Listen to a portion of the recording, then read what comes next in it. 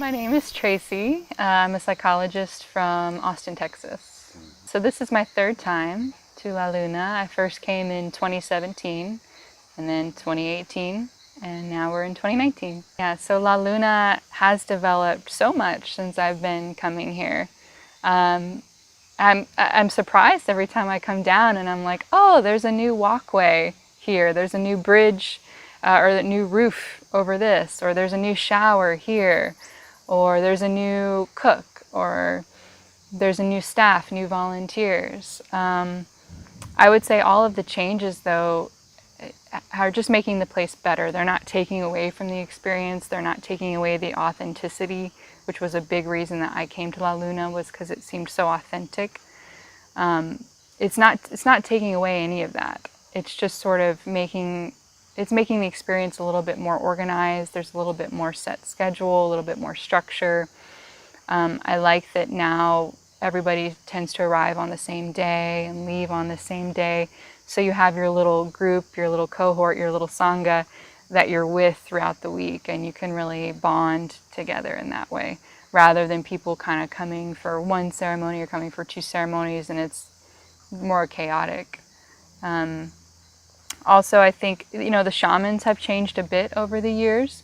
Guido was here when I first came, but the main shaman was another person. But no matter who's here, they're always great shamans. So I just trust this place, and I trust La Luna, that whenever I come down, there's going to be good shamans. People handpicked who've been doing this work for their whole life. What else? There's the staff. There's a little bit more consistency now. I feel like there's some comfort in that.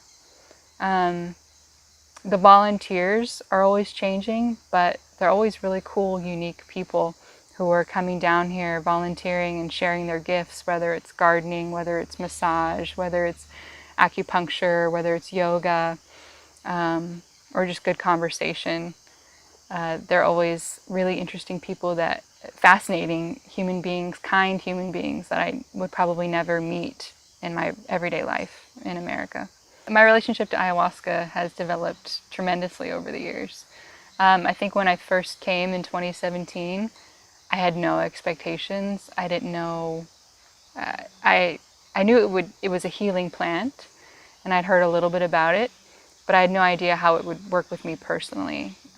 Fortunately, I'm a person who doesn't have trauma in my background, but I just am a very curious and spiritually open person. So I was hoping that she would awaken more of my spirituality. And she definitely did that. And every year it's like I come back and she finds new ways to open me up. She finds new avenues, new areas to explore within me. Also in my work as a psychologist, I feel like over time I start to accumulate some of the energies of my clients, which can be very positive, having a relationship with someone, but it can also be negative because they're suffering. They're coming in with depression, with anxiety, with heartache, with anger. And so I think unconsciously some of that sticks to me.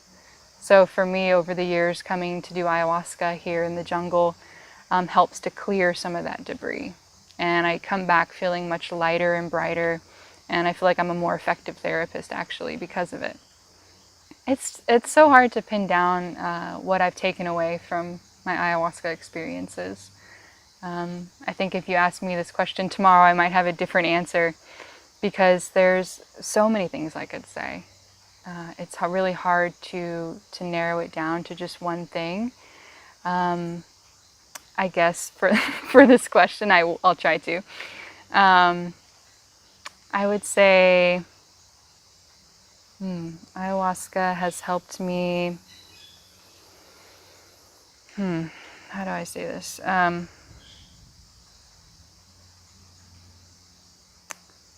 Has helped me broaden my perspective of reality. Has helped me open up to new possibilities and not be so rigid with my thinking.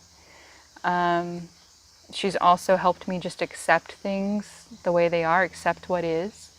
I do a lot of Buddhism type of studying, and it's great to read all of that in a book or from a teacher, but it's so different when you have a direct firsthand experience with ayahuasca, where you're actually getting tested and challenged. Can I really accept what is? Can I really let go of my expectations? Can I really let go of my preferences and just relax into this experience? She tests me that way. I'm privileged to live a life where I don't get challenged like that very often.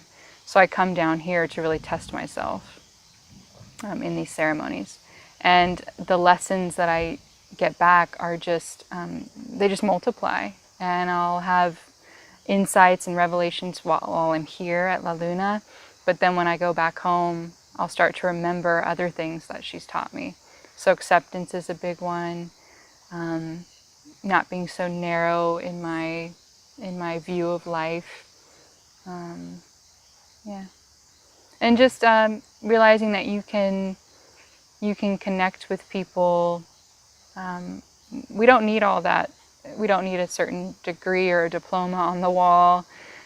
We don't need a certain outfit. We don't need all of that extra stuff. You can connect with people just purely with your soul and your heart here. Yeah. So I really value the connections that I've made.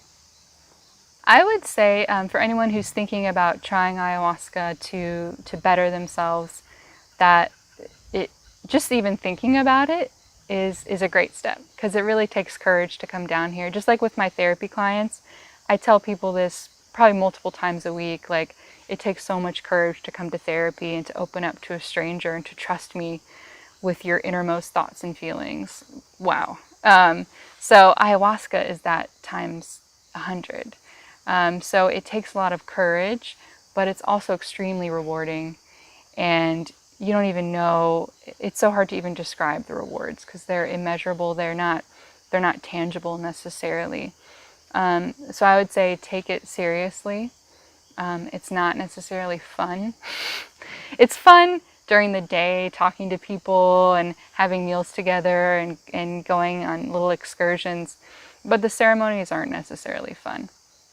So take it seriously. Realize that it's not a recreational drug. It is a medicine, and just trust if you're feeling that call. If you're feeling like maybe you heard about it from a friend, or maybe a therapist recommended it, or you read about it in a book or heard it on a podcast, that there's a reason it's found you. And I'm so grateful to live in a time where someone like me can come down to the Peruvian Amazon and do this kind of work. So yeah, there's probably a reason that you're even thinking about it.